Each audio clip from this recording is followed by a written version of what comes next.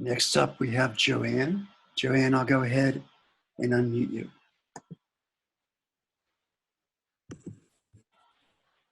I muted myself at the same time, sorry. Hi, thank you very much. Hi, Joanne. I had a series of pictures. First of all, when you were ringing this, my heart was beating very, very, not pounding, but just I felt it. And I felt it, and this felt strange to me, and it even sounds stranger as I say it. It felt like my heart was kind of outside me. It was like my body was in tempo or something. Mm-hmm.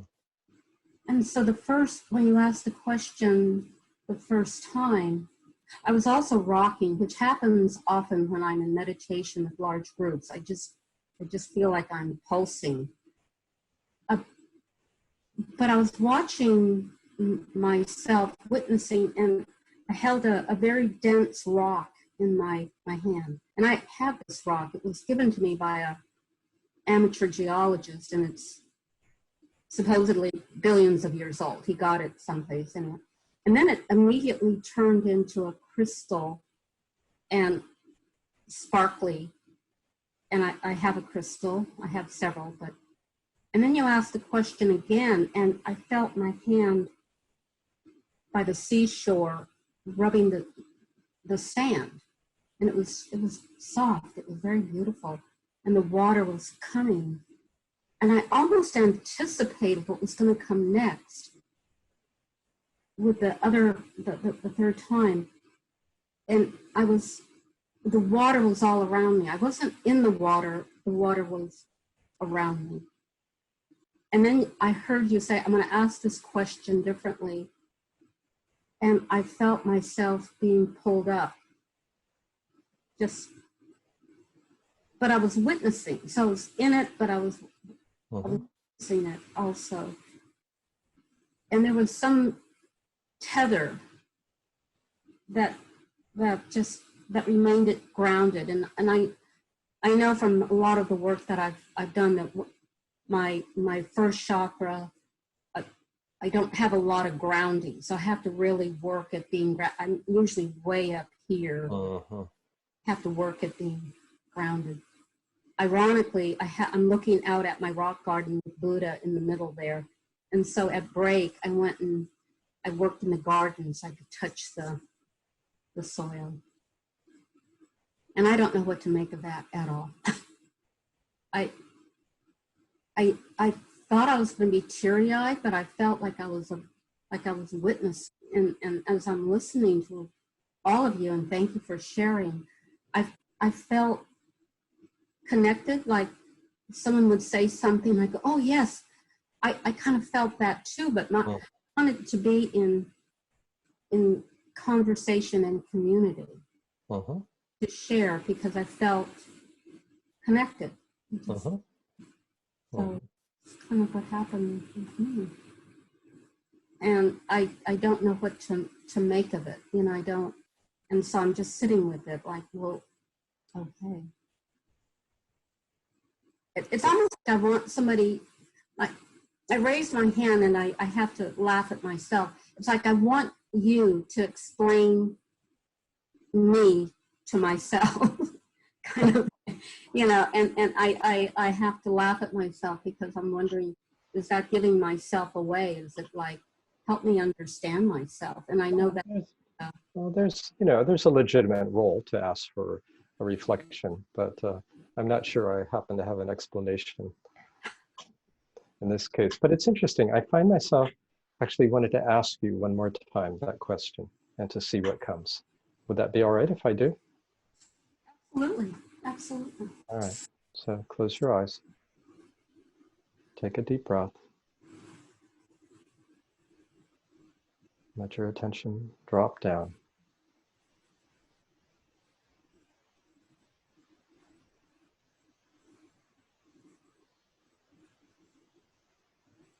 Attention resting in the heart. And the question is, what is the deepest ground? What is the true ground? That was the question. What is the true ground? Just wait.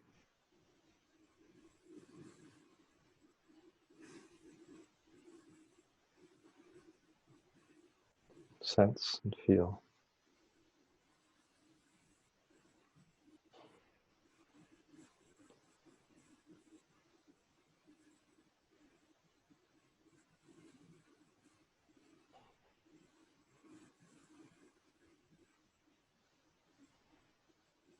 What comes? The word sorrow. The word again. Sorrow. Song? Not sadness, but sorrow. Sorrow. Mm. Mm. Just be with that. Just let that in.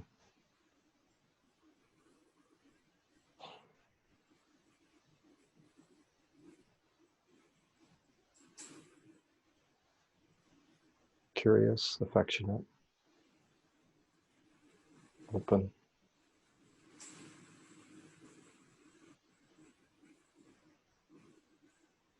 And one more time.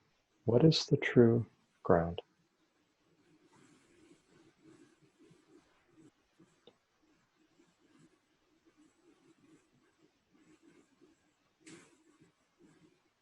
For me, what's coming up is the true ground is the heart continues to break open. And you can't protect yourself. In fact, maybe I shouldn't even try to protect myself. Because there's nothing to be protected from. Does that feel right as you say it? I'm sorry? Does that feel right as you say it? Yeah. Okay, good. This is a jewel to take in. It's almost, I forget, we said about receiving love, and I think I try to protect myself from having a broken heart. Yes.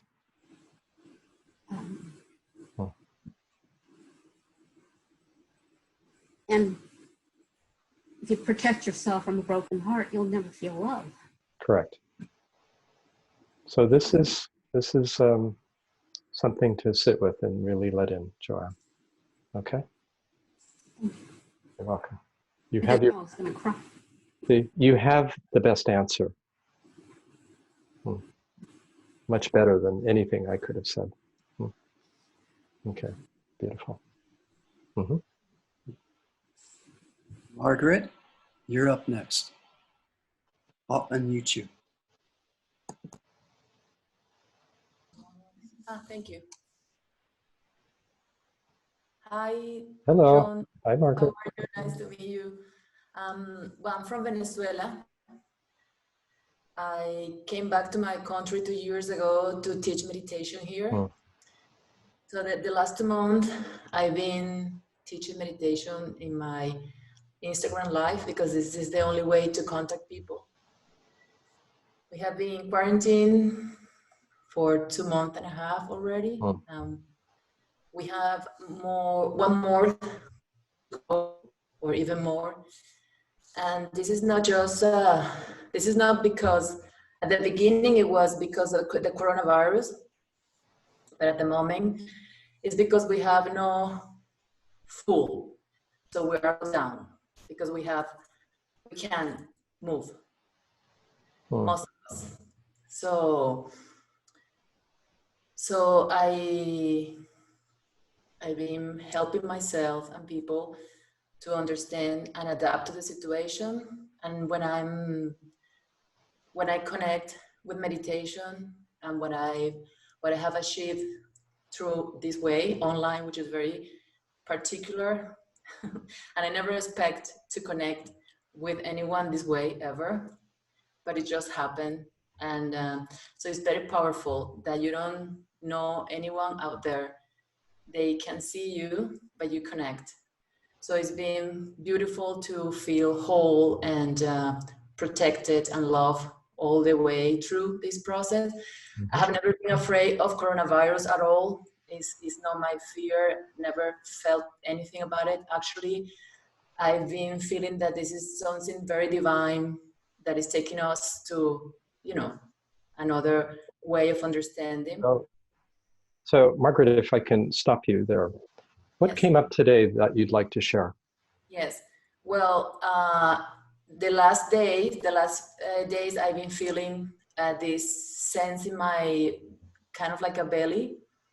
So through listening to you and some of you, I started to feel the rising of this sensation, which was very hard for me to name before, because I was pretty much trying to ground myself and couldn't name it. Basically, I felt it, but I couldn't name it. So it came to me that it was suddenly a sense of frustration, and kind of like through the eyes of Georgina, I could understand. I came back to my heart. So it's kind of like a no from one place, but it's a moving from my ground place into my heart. So it reveals into my heart, appears into my ground place, and it comes into my heart. That sense that this is what you say from the very beginning, we are not our stories. So I kind of like, instead of like worry about what is happening and become the story, feeling the frustration I never felt frustration before, or that I recall feeling this messenger, and at the same time I feel that is very old messenger that is now finally kind of like I was able to attend, because it presented it to me at this moment in my life. So it came into my heart, and of course a lot of releasing of for me it's very simple. It's just come back to the stillness and kind of like in the sense of being in the moment, and then nothing else. So it's just awareness itself. But of course, because I've been in this place for a while, it's a fact that we have a situation here that has a lot of ripples and consequences. Absolutely. Still kind of like in that place of uncertainty, which is not very nice. And I want to learn how to still welcome in this place of uncertainty and stay in my heart. Beautiful. Yeah, that's really the challenge here, isn't it? You know, it's especially acute in Venezuela with food shortages and everything. It's more so than in many countries. So it's very challenging, but it's an opportunity, isn't it? And so many things, more things that I won't mention, because this is not your story exactly. Right. Yeah. Right. But I understand it's, you know, objective life, physical life is dire. Yes, exactly. Right. There's a great deal of uncertainty. Right. A great deal. And so it's learning, you know, it's learning to be with this, isn't it? You know, with the frustration, with the uncertainty, with the fear, if that's what's there, to welcome, to breathe, to let it come into the heart and metabolize as well. Yes, thank you. All right, thank you, Margaret. Maybe one more person and then we'll sit for a while. Surya, you're up next. I'll go ahead and unmute you. Thank you. Hi, John. Hello, Surya. Nice to meet you. I really enjoyed this day with you today, and just the wonderful sharings from everyone. When I was listening to you and to them, the question that came up for me is, what is true intimacy?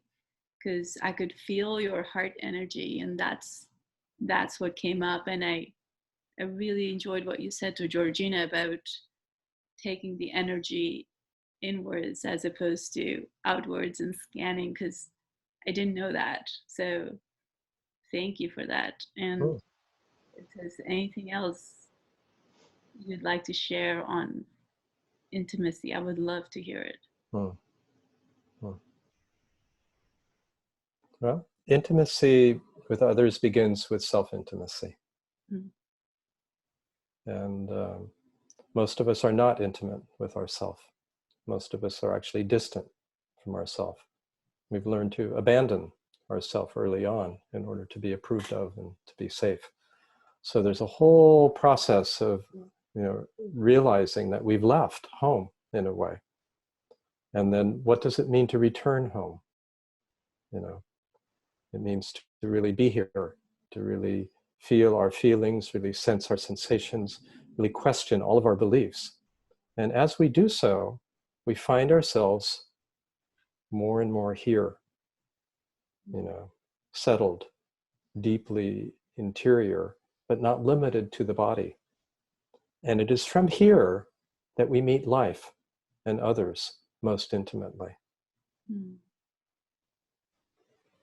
So there are many kinds of relationship, many conventional, orthodox kinds of relationship where we're with family, with friends, with partners, with acquaintances, with so-called strangers, exchanges on all sorts of levels, mental, in terms of our thinking, emotional, sharing our feelings, physical in terms of touch, energetic in terms of, field exchanges and so on. So there are different levels of relationship, but the essential relationship is from being, from our essential nature. And this opens a dimension of intimacy that most of us never knew of was even possible. We think intimacy is just with a few people or one person, and we discover that's not the case at all. Mm. Because sometimes I'll say it's like we're like an aspen forest. An aspen is a tree that is a huge organism, right? Each tree has its individuated nature, and yet it's just one organism. In a similar way, we're very individuated, very different, and those differences are important to acknowledge and celebrate, right? And at the same time, we have this shared ground. And the more deeply we're conscious of it, the greater the sense is of intimacy, both with ourselves, with life, and with others. And there's a freedom that comes with that intimacy. That's the beauty of it. It's like it's less and less conditional. We're not bargaining, we're not doing this to get that. We're not, attached to results. It comes from a place of our inner knowing, of our truth and of our love. So there's a freedom and a delight in that as well. So how's that for a 3-minute? Oh, that's beautiful. Thank you. Thank you. Okay, you're welcome. That's very nice. Yeah, lovely to meet you. You too.